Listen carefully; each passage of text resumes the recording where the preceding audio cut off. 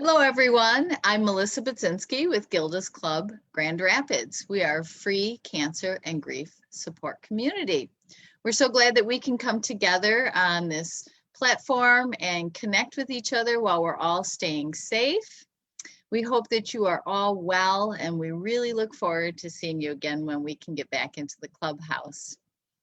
If you are watching and you enjoy what you're hearing, please like this post. If you have a question for our presenters, please let us know. You can just put that again in the post and we'll make sure that we can field that question. And if you found this helpful and you want to share it, we would love you to share it. Just go ahead and do that. And then we'll also have this recorded and post it again so you can watch it as many times as you'd like. So today we have discussion number 2 with 2 lovely women, Kristin Moss and Claire Mulder, both from KSSN. Kristin is a team lead and chief storyteller. So welcome, Kristin. It's great to have you again. And Claire is the KSSN lead at East Kentwood High School, which I had the privilege of actually going there yesterday, and having an in-person group. And it was just really great to be in person with students and have that conversation. And what a beautiful school you have too. So welcome, Claire. Thank you. Yeah. So we really enjoyed our last conversation. And so we thought that we would just want to continue that conversation on. And the topic is, what are the challenges facing our youth at this moment? And how can adults in the youth's lives help them? And some of the things we talked about before were just what the challenges were, anxiety, adjustment, moments of developmental difficulties where these kids are supposed to be, well, all kids are in an age of trying to individuate and they're at home, and the difficulties that parents have had being parent, teacher, school administrator sometimes, and truancy officer and chief getter upper out of bed. And so we talked about those and how that can be just really draining as a community and as a family. So we didn't get a chance to really delve into really deep about how youth can really help themselves, how they can activate their own skills, their own agency around these issues of tough stuff and COVID and grief, and if there's a diagnosis of cancer. So we'd just like to open that conversation up again. So Kristin, what do you think? I'll let you weigh in first. What are some things that you think that our youth can do to, just frontline can start doing for themselves? Yeah, there's a plethora of things, I feel like, and it is definitely dependent upon that particular student and the things that they find interesting. But I think some baseline areas of starting is trying to tap into that creativity and journaling, and just finding ways to express maybe inner emotions that they're not able to speak directly to another person. So even if it could be journaling, it could be sitting down and drawing, it could be finding a safe space just to breathe and meditate, and finding focus somewhere outside of maybe the chaos of the reality at the moment. And even if it's not chaotic, finding that space to kind of a different outlet to be able to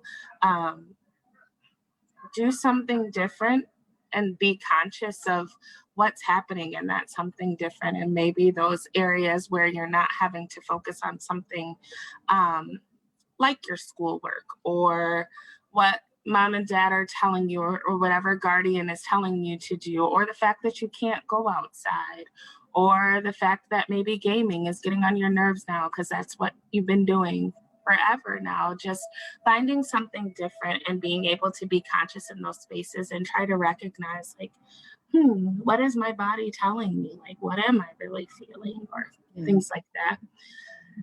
It's good for adults too, but definitely, you know, young people being able to just find a new outlet and be a little bit more creative.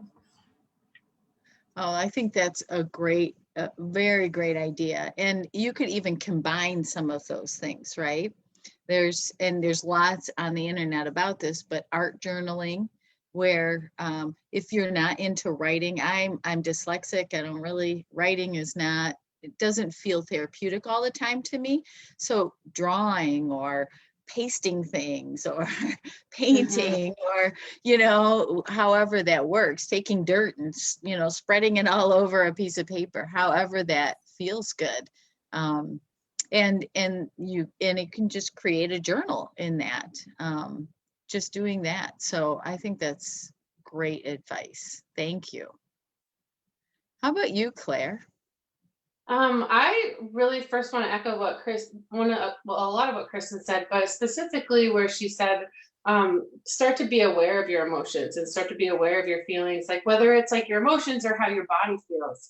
Like our bodies and our emotions and our minds are all so connected, and we don't always remember that. So, you know, if our body feels tense or stressed, it's really important to kind of reflect on that, to dig a little deeper and say, why am I so tense? Okay, I'm stressed out. Let me figure out how to relax my body, calm my body down. That will help me like identify my emotions and be able to find coping skills that work for my emotions.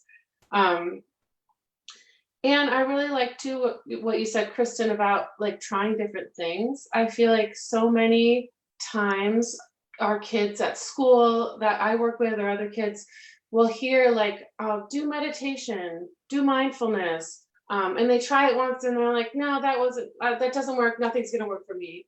Well, mindfulness and meditation take a ton of practice, first of all. And second of all, maybe that isn't for you. That doesn't mean there's nothing for you. We always try to tell our kids that, you know, that's why we like to check in with our emotions, like do a scale, like how, like I'm feeling this emotion on a scale of 1 to 10. Where am I on that scale? Let me try the coping scale. Am I still at a 9? Okay, let me try something new. Maybe meditation's not for me. Maybe I need to go for a run, right? Exercise is a huge one. Maybe I need to connect with a friend. And we know connecting with a friend is super hard right now. But if we've learned one thing about, you know, connecting over internet, it's not ideal for schooling, but there are creative ways to do it. And we are still able to make personal connections on Zoom or on text or calling a friend. And it's finally getting nice out. So maybe go for a walk for a friend. And we are learning that like it is safe to be outside with 1 or 2 people now. So those are some thoughts that came to mind. Oh, I love that. And I love that personalized piece of sort of figuring out what works for you. What's in your interest and what's in your ability at that moment. And then just trying different things. It's almost like I'm going to liken it to, surfing on Netflix, you know, what do I want to watch? And you try this. No, you try that. No, you try this. No. And that is, I think important for kids to know is that they might need to try 2 or 3 things. And so when we talk about toolkits, right, having a toolkit, and which it might be an old term, I don't know, but to have many things in that toolkit, because sometimes you might need 2 or 3 of them at the same time, or you just can't quite figure out what's fitting in this moment and what you might need. You know, there are times when if your emotions are so high or you are kind of in crisis or almost in crisis, it's sometimes hard to remember what the things are that help you, that you've learned. Yeah. So having them even written down, that's why, like, as therapists, we do safety plans for kids who are suicidal or kids who, are more severely depressed or at high risk. We do a safety plan where we write down, what are my triggers? What are some coping skills I can try that I know have worked for me? Who are some people I can call if those coping skills don't work? Just to have a plan that, like, when you are that, emotional and that intense feeling, it's hard to, like, take a minute and think. So sometimes it's like, let me get my paper out. Okay, let me try going for a walk. Let me try drawing, and just see what's working for me today. And to not feel discouraged, like if one thing doesn't work, it's okay. It's not going to work every time for you. Try something else. Just keep going. Mm-hmm. And Oh, I definitely want to piggyback on what Claire was just saying about, when you're in the moment, sometimes it is super hard to remember the things that calm you down. And um, part of that too is like when students are being creative and looking for those different spaces, that consciousness and understanding like where you are in that moment, and then being able to carry that over and make it a practice in your day so that it even takes longer to get to those spaces where you're, tipping crisis or in full blown crisis. So you can say, oh, I'm noticing my breath is getting faster today, or my heart is beating faster, or my palms are sweating, or different things that happen in your body, and paying attention to what's attached to those things.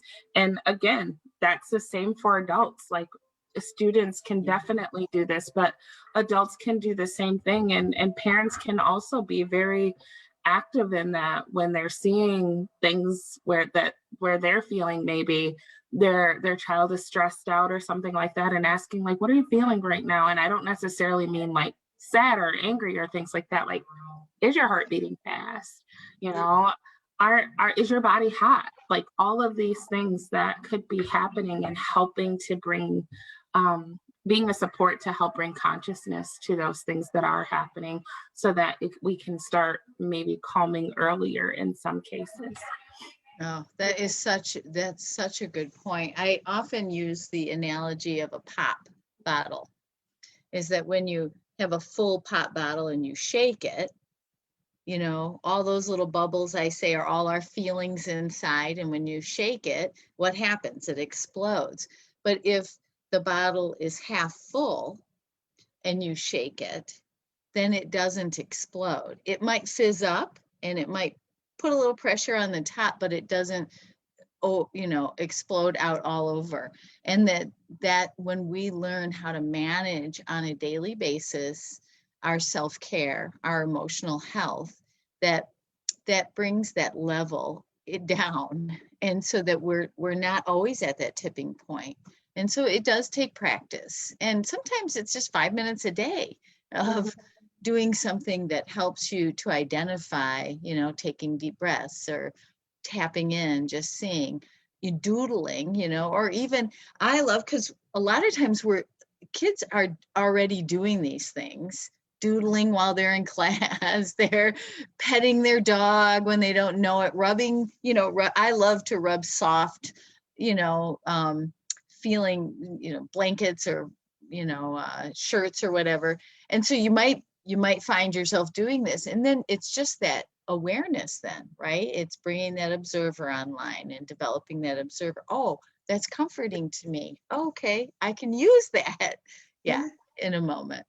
And even as you say that, Melissa, like we haven't really talked much about like school staff and teaching staff, but even embracing that in a classroom, and maybe having small sensory things that could be placed on a desk, small pieces of scrap paper that students are allowed to doodle or things, and we're not interpreting it as ignoring or not paying attention. In many ways it can be calming an anxiety, or having an area where they can focus, so they are able to take in everything that you're providing in a classroom.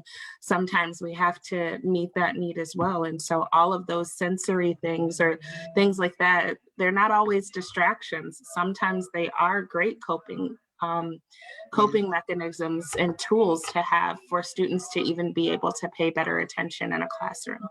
Yeah, I agree. Thank you. Claire, did you want to add anything to that?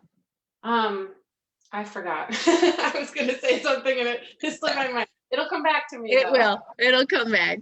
So one of the other things, as you mentioned, Kristen, the adults, is that one of the things we often do at Gilda's, which I think would work perfect for this, is that we engage those adults in the youth's lives to be an agent of help with this. So it might be a moment of gathering together, and you create like a jar and you decorate it. That's my toolkit jar, right? And then you help facilitate way before there's a crisis, way before there's a moment of intense emotion of whatever that is, but create this ritual of, writing down or having a picture of whatever that tool is that you want to activate. And so then those are available already for the youth in their household. And plus then it will foster a conversation about what is, a coping mechanism, what is something that really is helpful. And then in addition to that watching the adults in your life actually activate and use these things also. It totally normalizes it when they see it, when kids can see adults do it. And I think it's really empowering too, because like it can feel really scary to feel these intense emotions and A, not really understand what they are, and B, not know what to do with them, So I think what you're saying is like be prepared with ideas, but also practice those ideas when you're feeling calm. We always, in our groups, we try to do, we teach like relaxation and meditation sometimes. And we always tell kids, like, just practice them, even if it feels weird to try it, even if you're already calm and you're like, I don't need this right now, the more you practice it, the easier it's going to come and the more effective it's going to be when you are in a crisis. Yeah. Oh, that's great. Yeah. And to be a little verbose about it, right? And to not be shy and hide as the adult in the youth's lives, right? Is saying, oh, I'm feeling overwhelmed right now. I think I just need to take a few minutes and take a couple of deep breaths. And so then they can see that in process like that. Absolutely. Yeah. I think that's really, really good. And then also to be open, not about necessarily what they talk about, but about activating their friends when they need to process something, or maybe a professional, and that it's okay to say, yeah, I got a hold of a therapist because I need to really talk about this. And I'm sometimes a little bit overwhelmed with everything I'm hearing on the news, and everything that is happening. And we have just had one thing after the other, and trying to process, even as an adult, a little piece of the news at a time is almost so, it's overwhelming to me. I can't imagine being a youth and trying to do that. So, yeah. So I was also thinking,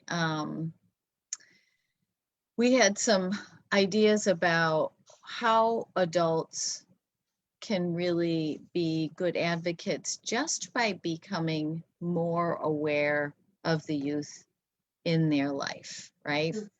So I love, Kristen, that you brought up even teachers or educators, that they can just have an extra eye maybe for what's happening in the classroom, and what are the responses that certain students might be giving them at certain times. But we can do that in our own homes, right?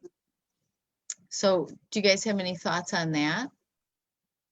I think, yeah, like Kristen said, for teachers to be like noticing kids and aware of kids, and shout out to EK teachers. They are so good at referring kids to us, to KSSN, they'll give us a referral, they'll check in with the kid, they'll say, this kid was like acting a little bit different, we're a little concerned.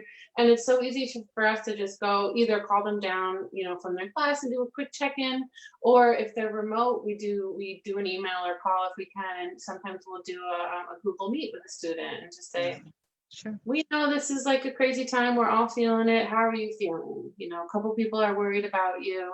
It's informal, it doesn't have to be scary, it's not like you're not in trouble, how's it going, what's going on? So shout out to my EK teachers for that. that's awesome. But like Kristin said, parents can do that too. Parents can email the school, email us at KSSN, and say, can you check in on my child? Yeah. Great. And I definitely think those check-ins are super important and, necessary. And I'm also thinking about like smaller kiddos and things like that, where you can still, if you're a KSSN school, if you have a KSSN coordinator in your school, you can definitely always call and do those things. Even if there's just a guidance counselor there or a gen ed social worker, anything like that, you can always call and get those supports. And some of the things in your home, like in school, we call them brain breaks. And, sometimes at home, brain breaks are still necessary.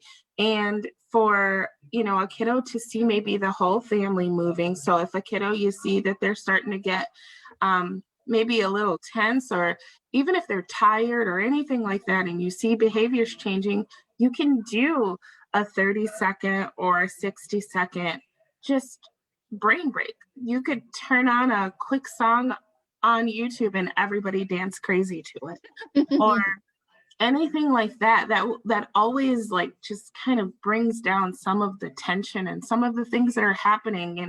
Kids don't always have the language to vocalize what's happening, and they tend to show us with their actions, and that's not a bad thing. And it doesn't mean that they're bad kiddos or they're not good listeners or things like that. They're just things that happen as humans, and they're not in a space where they can express them fully. So having those opportunities to pay attention and maybe do something different, having a craft night at home, or something just outside of the box.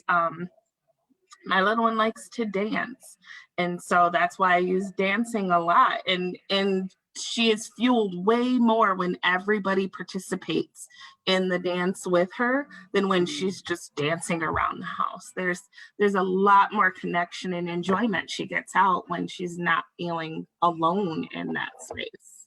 Yeah. Oh, that's great. Impromptu dance party. I love it. Oh, it's my absolute favorite. Yeah. Claire, what were you going to say? I think also it can be hard sometimes for parents, especially of teens, when when their teen is trying to reach out to friends more than them. And it's like, really, I can see that would be hurtful. I would feel kind of bad if my kid didn't want to hang out with me anymore. She's luckily only one, so she's very attached still. But it's just really important for parents to remember that that's normal and appropriate for kids, and to not take it personally. I was just talking with a student yesterday who was like, I don't like being home all the time. She's like, I feel safe there. Everything's fine at home. I have no problem there. I just don't want to be there.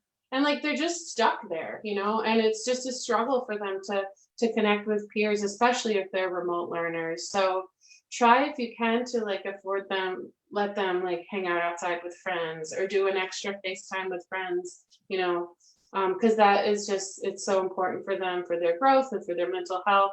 And you can still have those like family nights and connections with your kids.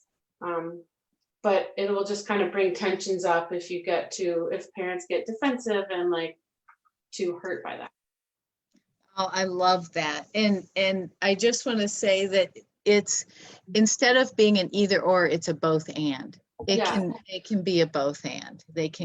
And you can help foster those connections by, doing something, helping foster that, and still have family time.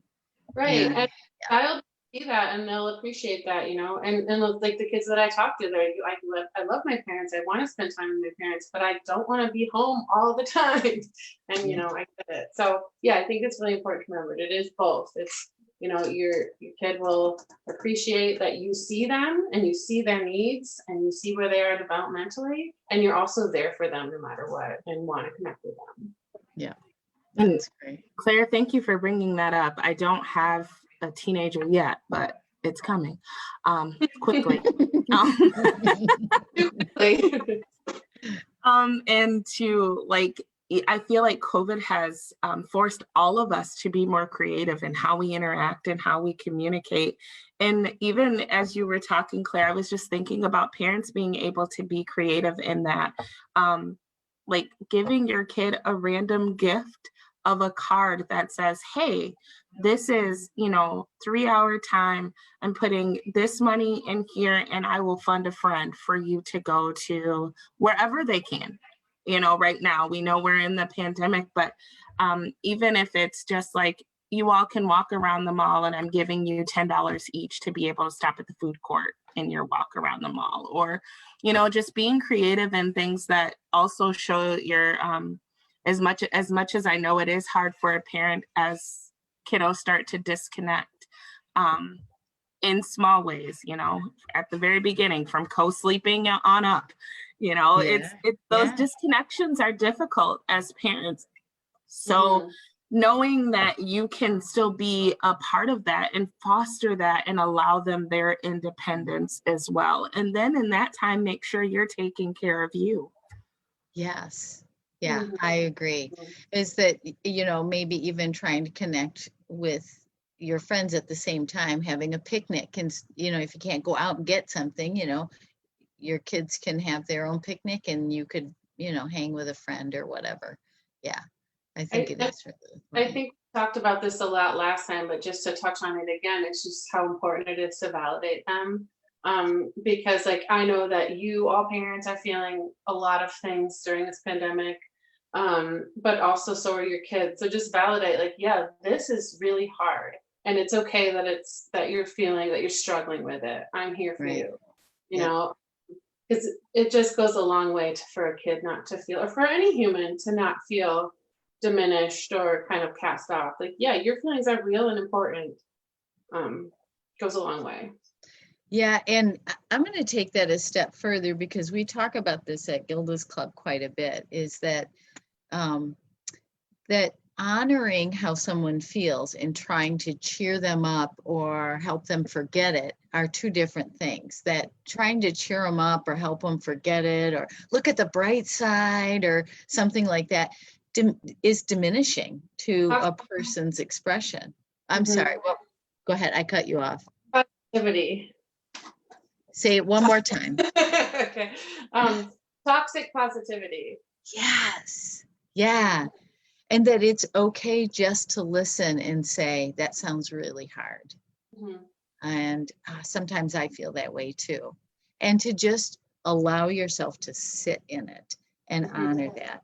And you could ask them, what do you think would be helpful to you? And it might just be listening. That's it, right? Hearing me. Yeah. And it might be, I don't know. And then your job is to just listen and see if what comes out. Yeah. It's so important. And thank you for bringing that up, Melissa, because I feel like our Western world normalizes like feeling good all the time. Like uncomfortability is not a thing, but it is. It's part of being human. You're uncomfortable a lot. And we don't have a lot of spaces where we talk about being able to sit with whatever emotion it is and recognizing that it is an emotion, and emotions change all the time. Yeah. All the time. And that's the nature of them. And every time we're making it through it and just normalizing that space of like, yeah. And also as an adult, being okay with saying, I don't have the answers either. So, and being okay sitting and not knowing together. Yeah. Yeah. Oh, I love that. And so that honesty really can be helpful, and let's find out together. I don't know what the answer is. Got any suggestions on what to try? Or and so then it becomes this great collaborative between you and the child in your life. I think that's a good thing for teachers to remember too, because I think that that can be scary sometimes too, when when a student comes up and reveals something to a teacher, like something intense that they're feeling or going through. And I think teachers often can feel like they don't have the tools or the training to know how to deal with like a mental health thing. And it's okay, because they know, as long as they know who to refer to, all you have to do is like listen, validate, and support the student, and they can tell the student, and they can be transparent with the student, like, hey, I'm here for you. This isn't my area of expertise. Tell me what you'd like, anything you'd like to share with me, or I'll bring you to whomever and let you share with them. Yeah, that's great. That's great. I'm thinking of a couple of things, and we're kind of running close to the end again. This is such a great conversation, and I just feel like we could have a billion of these. But is I would urge adults to really watch your children's biorhythms, how they sleep, what they're eating, what they're doing, if they're avoiding things that really they usually like, or they're not able to sink into things that are really usually helpful to them. Is pay attention to those things, ask about those things, talk with them, find some way of communication. We talked about journaling. We often suggest with parents to have a journal that goes back and forth between you and your children, a non-judgmental space, safe space where the kids can ask you questions, can say what they're feeling without getting in trouble, but a place for expression. I know I used this as a parent, and I would stick it under my child's pillow, and then they would be able to write in it, and then stick it under my pillow, and we would be able to have this conversation. And sometimes they drew pictures instead of writing things, and but to keep that communication open somehow, and to keep your observer on, not so intense that they're doing one thing differently and you're like hot on that, is something wrong. But if you see some major shifts with them, and I would think that goes for teachers and educators too, they're with those students a long time during the day, and they would be able to see any shifts in behaviors or thought patterns, or a persistent malaise that might be happening that isn't lifting, that then it's time to step in. Because to be honest, there's a rise in suicide, there's a rise in depression and anxiety with our youth in this country, and we need to be more aware and more educated about when to step in, and when to call for help. So I just also would like to add, when approaching kids like that, it's okay. Like I said, it's okay if you don't have all the answers and you don't know what to do. Just connecting with them is going to make a big difference, and helping them to get to the place of people that can help them. And also, don't be afraid to ask direct questions and then receive their information. I think what makes kids a lot of time not want to share is if they think they're going to scare the other person or upset the other person. So I think it's really important to say, be direct, are you having thoughts of hurting yourself, or are you having thoughts of killing yourself? If it comes to that point in the conversation, it's okay to ask that directly. You're not going to give a kid the idea of doing that. And yeah.